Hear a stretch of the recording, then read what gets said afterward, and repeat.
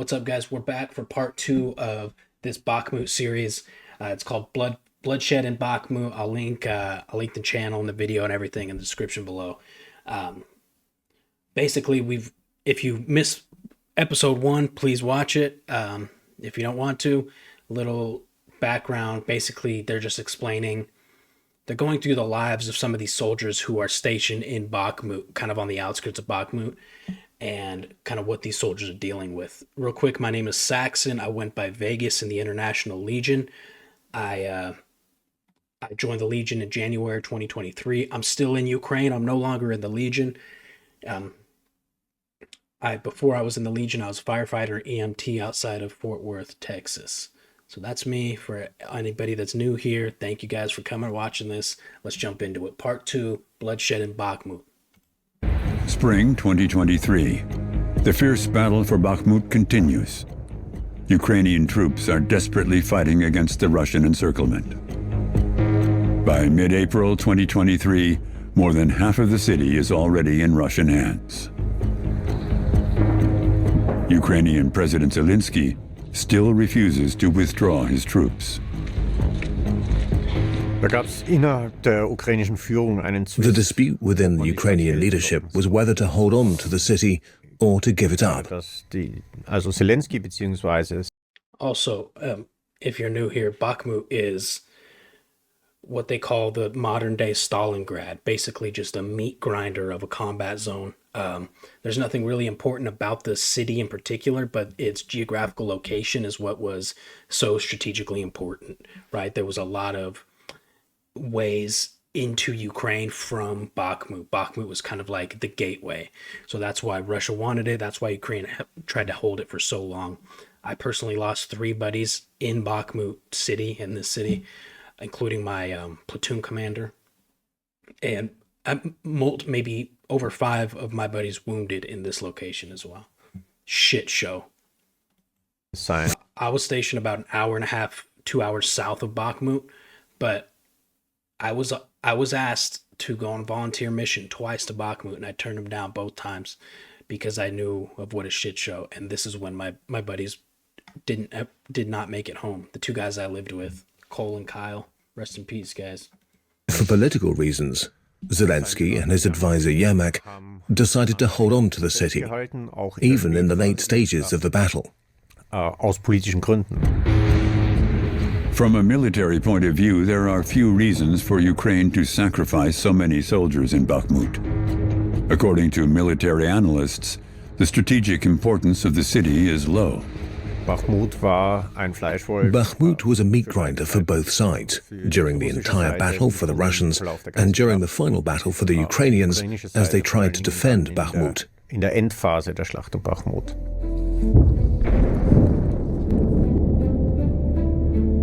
Vadim and Yuri continued to fight directly in Bakhmut in the spring. Meanwhile, Mikhailo's unit is being moved to Slovyansk, about 40 kilometers from Bakhmut. Mikhailo captures this footage on his phone. On March 27, 2023, he and his comrades go to the front near Liman and come under fire. In a message, he writes, "Very cold, but alive." On April 1st, Russian troops. This is more similar to the terrain that I was in when we would go on mission. These are the types of trenches we were holding. We weren't holding buildings or houses like in Bakhmut, for example. Discover the position. But it was over the winter, so there was snow on the ground. Of Mikhailo's unit. The enemy immediately opens fire. I missed that part. Hold on. Comrades go to the front near Liman and come under fire. In a message, he writes, "Very cold, but alive." On April 1st, Russian troops discover the position of Mikhailo's unit. The enemy immediately opens fire.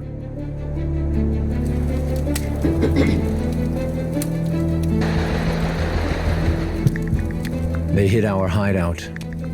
All the men have concussions.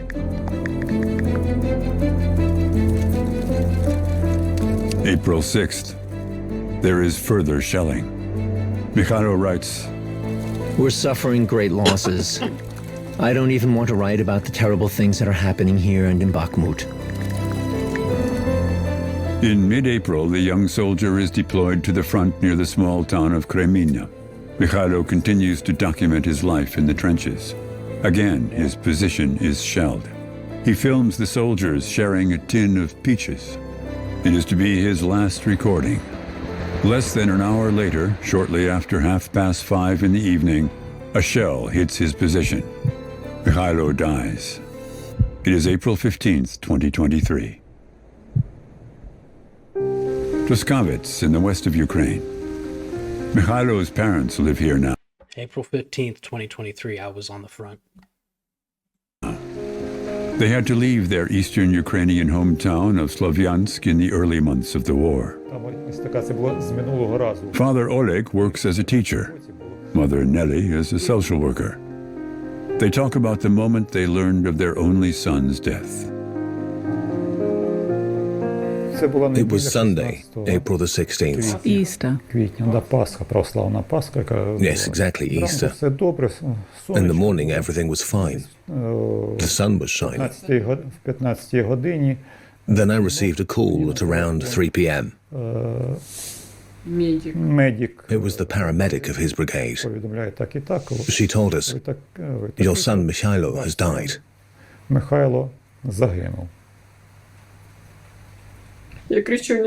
I shouted, "That's not true." And the paramedic said, "He died a hero. Let's decide where to bury him. In Lviv? Because he was part of a brigade from Lviv. They took him to Slavyansk first." The parents tell us that war is part of their family's history. It has been. This is the kind of shit that will make you hate your enemy, right? Seeing shit like this makes me so angry. Something that so... It feels so trivial, right? I talked about this in the last video too, but there's conflicts like, Israel and Palestine, which I could understand. Maybe some people cannot find a right and a wrong, a good side and a bad side. To me, that's still a relatively simple conflict to determine the good and the bad side. But for some people, that seems more difficult. But this conflict, Russia and Ukraine, is very, very simple. Whether or not Ukraine was in Russia or the Soviet Union, they do not want to be Russian, right? They have fought for their independence for decades, having multiple uprisings when they even were a part of Russia. So just because they were a part of Russia at one point does not give Russia the right to do a full-scale invasion and kill civilians and children. And I mean, there's a very clear right and wrong here. For generations.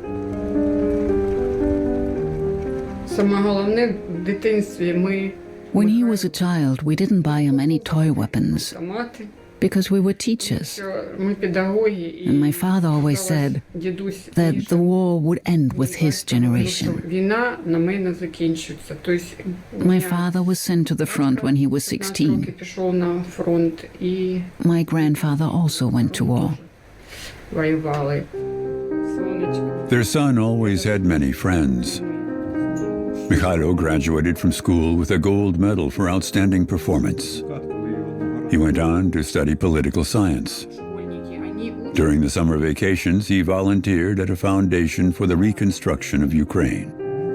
According to Nelly and Oleg Aleksenko, Mikhailo enlisted in the military shortly after the Russian attack in 2022.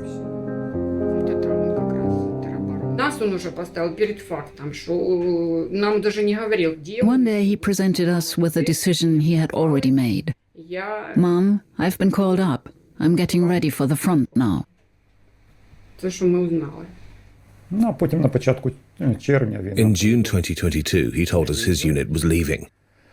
At the time, he wasn't allowed to tell us where they were going. We later found out that they were in the Kharkiv region.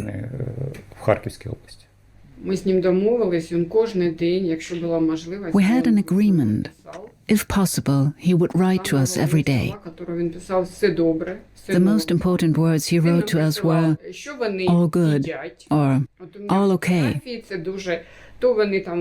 often sent pictures of their food. I sent photos of mushroom soup, fruit, watermelon. These pictures were important to him because I was always very worried about him. Otherwise, he sent us almost nothing. When did you see Michaelo the last time?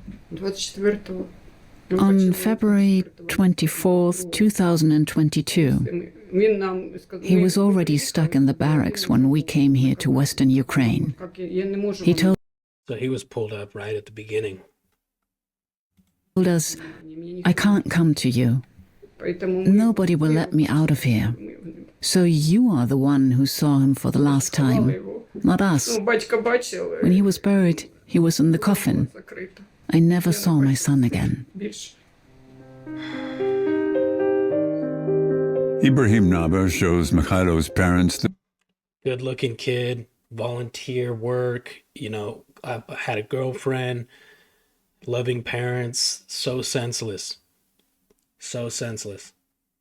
footage he took of their son in Bakhmut. They're seeing these videos for the first time.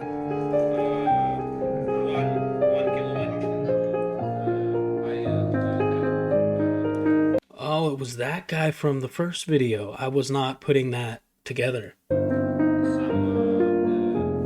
The 28-year-old.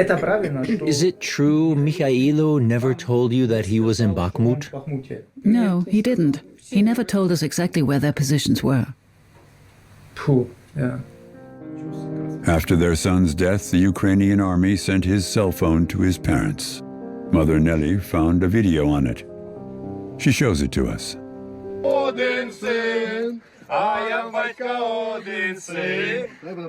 Mikhailo and his comrades sing, I am father's only son.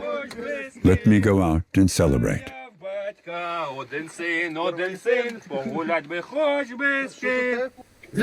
What did he die for?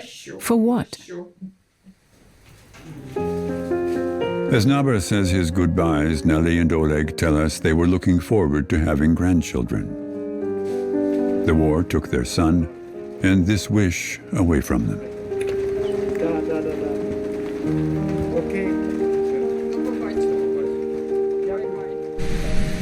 The fate of Mikhailo Alexenko's parents is shared by thousands of Ukrainian families. The country is losing its generation in the trenches and ruins of cities ravaged by Putin's war of aggression. Reporter Ibrahim Naba returns to eastern Ukraine. It is a journey of over 1,300 kilometers. Plenty of time to think. He arrives in Slavyansk. Mikhailo Alexenko grew up here. On this afternoon, the city exudes something like joy. A friend of the soldier is waiting in the center of town. Mike Markush met Mikhailo years ago at a summer camp. The trained software engineer is also a soldier, fighting for his country. Is it for you the first time you are here now? Or have you been here? Yeah? First time. Like, I never had a chance to visit his grave. Like everything else in the country, Ukrainian cemeteries have changed. They've grown fast. Everywhere. Huge, man. Like I said, I'm in Ukraine and there's cemeteries popping up all over the place. And where I'm at, specifically, driving up and down the street, at least once, sometimes up to 3-4 times a day, they have like the parade where they're transporting a fallen soldier. That's just in the town that I'm in. And that's because that soldier was from this town. Where there are pictures of people in uniform and flags. It's something so common.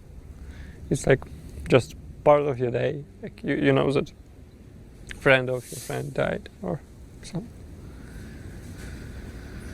So I think it will be later. We will. I said.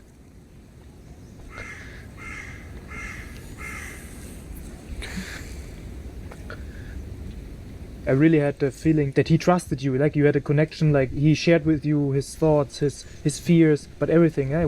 He was sometimes it was funny. I remember when you sent me the pictures of him eating, and he said like this is what makes him happy. So I think we had like you said, it was really especially these last few months. So we keep in touch. I tried to help in some way.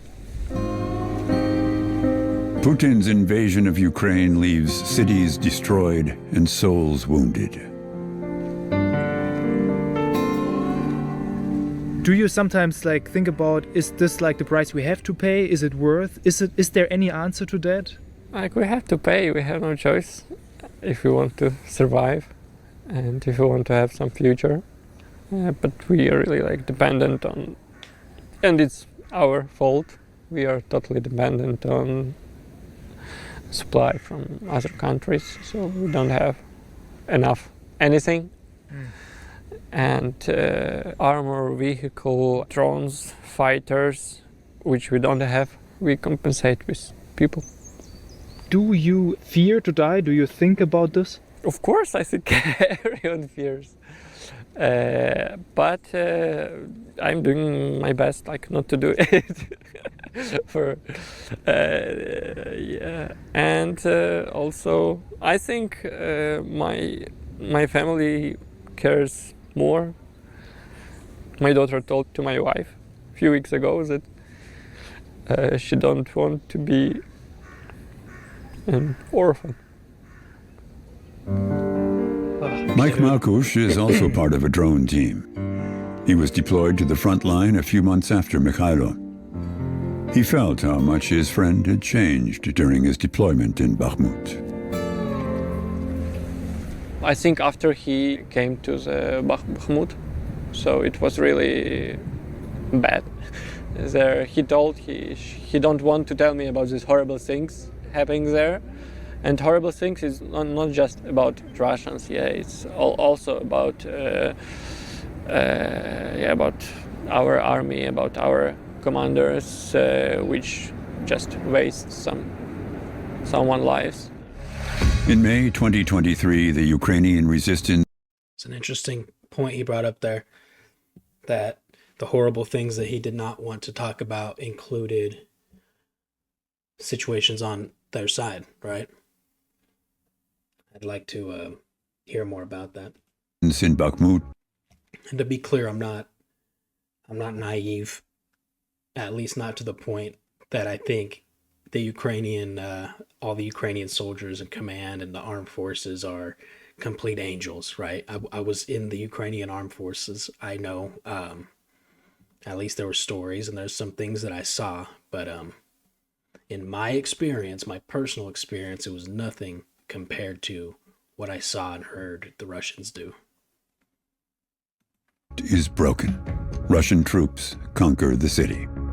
Pictures of the then triumphant, now dead leader of the Wagner mercenary group, Yevgeny Prigozhin, go around the world. At the end of May, Ukrainian President Volodymyr Zelensky concedes the loss of Bakhmut. The city has become a symbol, above all for the slaughter of thousands of people on both sides. The estimated loss on the Russian side is between 50,000 to 60,000 men. Only in Bakhmut. In Bakhmut alone. The loss for the Ukrainians was probably also very high. But the figures vary widely. The main problem for the Ukrainians was that many experienced officers and commanders fell in Bakhmut. These people would have been needed later in the counteroffensive. The second problem with Bakhmut was that most of these losses occurred in a late phase. It gave the Ukrainian population and That's German, no? Sounds German. parts of the army the impression that soldiers were just being used as cannon fodder. For a long time, Bakhmut stood for the strength of the Ukrainian resistance. Now it also stands for a missed retreat. In hindsight, Ukraine should have left Bakhmut at the end of February. This is from a purely military point of view, not a political one. Vadim Adamov and Yuri Samanyuk survive Bakhmut. They leave the city a few weeks before its fall. At the end of May, Yuri writes in a message that he is now at a training ground in central Ukraine. Vadim is stationed in Dnipro, to the south. In June, the two meet again on the front in the southeast. The long-awaited Ukrainian summer offensive is about to start. One of the objectives, the breakthrough to the Sea of Azov. Modern weapons are supposed to bring about the victory. Expectations are high around the world. They're too high. After only a few kilometers, the counteroffensive gets stuck in Russian minefields. On the evening of June 25th, Vadim sends a message from this front region in the southeast.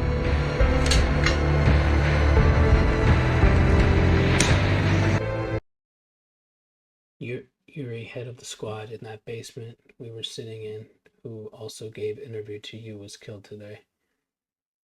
He was covering with air his evacuation. This guy,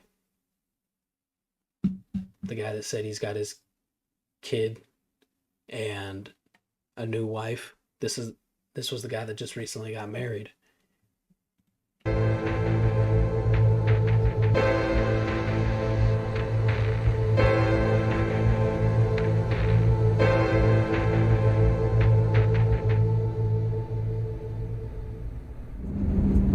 Months later, war reporter Ibrahim Naba accompanies Ukrainian soldiers to the frontline area near Robotina. A few kilometers from the spot where Yuri was killed, traces of fierce fighting are still visible. There is equipment left behind by Russian soldiers, weapons, body parts.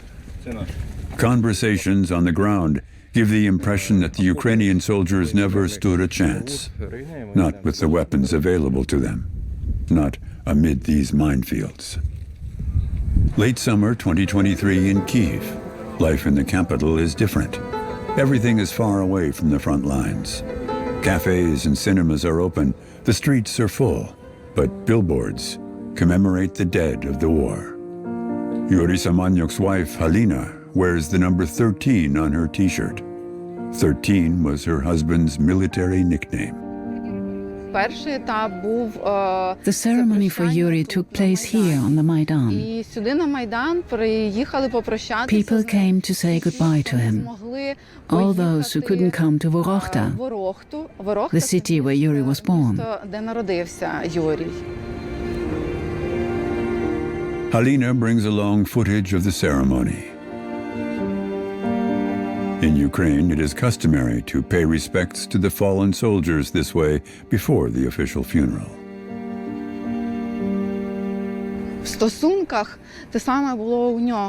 There were lots of little things in our relationship that connected us. We listened to the same music. We liked the smell of incense sticks. We loved meditation and dancing. We got to know each other through dancing. Was he a good dancer? Yes.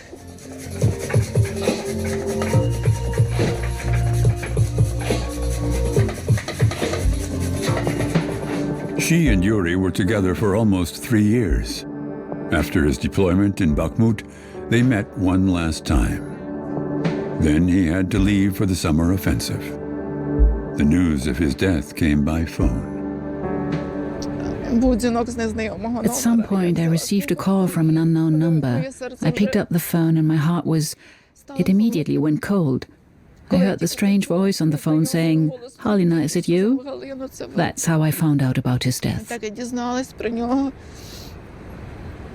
Halina, it's like a completely new situation for you and for many other wives who lost their husband. How do you manage to get back to life? Взагалі-то дуже важко. It's really very difficult. I only got through the first few days thanks to my and Yuri's friends. They didn't leave me alone for a moment. They even spent the night with me. Some came, some went, but they didn't leave me alone. My youngest son took me by the hand. He's 11 years old and he said to me, "Mom, don't blame yourself for anything. Don't blame yourself for anything. And I beg you, please, you have to work through everything. Please go to a therapist."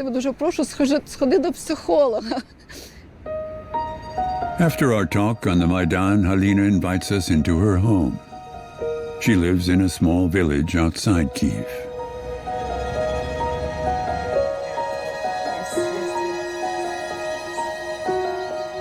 Halina wants to show us the parcel she received from the Ukrainian army. A box containing her dead husband's belongings.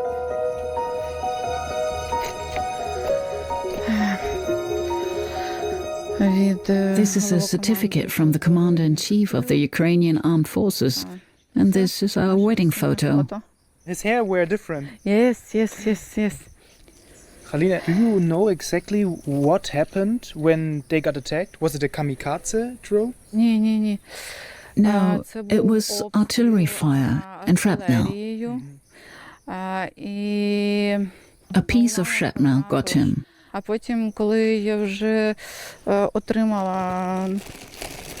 When I received his protective vest, I saw that it had been damaged here on the side. I asked his mates in the military what had happened, and they said that Yuri had been hit on the side and neck.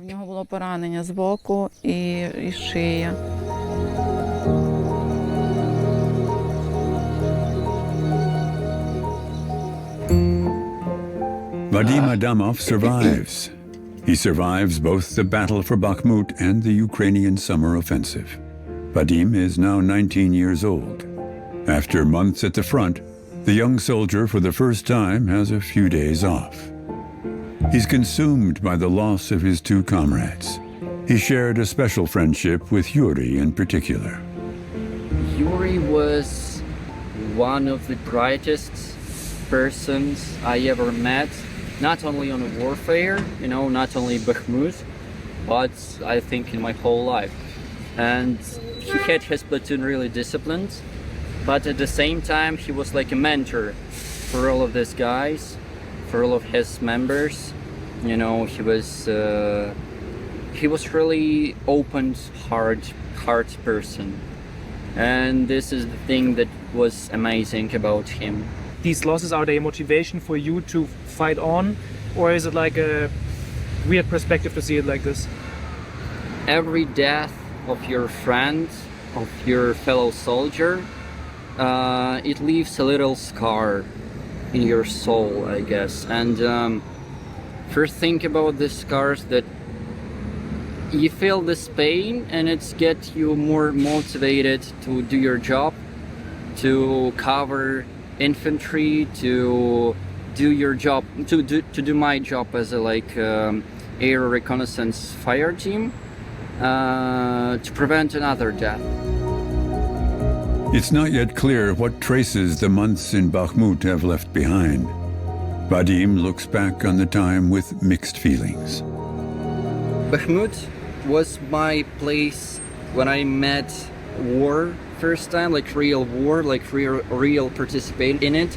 And the small Ukrainian city that no one really heard before the war learned me how to be a soldier, taught me how to be a soldier. Even though there was a lot of hard moments, also there was a lot of heartful moments, the moments that I do remember, and the moments that changed every one of us who was working there. How did you learn to deal with losses of friends, of people you really know, like Mikhailo or like Yura? Is there any way to deal with that? Yes, there is a way to deal with a lot of your friends dying. Like in war movies, when someone dies, they sit and they smoke, oh, it's so hard. No, from my experience, everyone is making jokes about it. and it is some kind of compensatory mechanism of it, and it works. This is my way. I mean, just joke about everything and you won't have problems about dealing with it psychologically, at least for now. Maybe after war, but you know, you need to survive this period and then we will see. That's fair. Vadim Adamov is now back on the front line, just like tens of thousands of other men and women. Russia's army continues to attack towns and villages every day. On each of these days, Ukraine fights for its freedom and for its survival. Wow, that was not exactly what I had expected on the bloodshed of Bakhmut, but it was very good. That was heavy. That's tearjerker, man. Bakhmut is, it's almost like saying Voldemort in Harry Potter, saying Bakhmut out here. It's a very sore subject. I think a lot of people think that we should have gotten out of Bakhmut much earlier than we did. So many people died in Bakhmut. I don't know. It's a sore subject for me, man. Even when it gets brought up, I just mixed feelings, you know. With that said, this was kind of different content, but I don't know. I'm enjoying doing all kinds of different shit. I like watching these videos with you guys. Do me a favor, like, comment, subscribe. I'm dropping 1, 2, sometimes 3 videos a day now because we're getting this channel. We're going to blow this channel up, man. And thank you all you guys for all the support so much. Seriously, it means the world. So I'll leave it at that. And before I go, I'll just say, fuck Putin.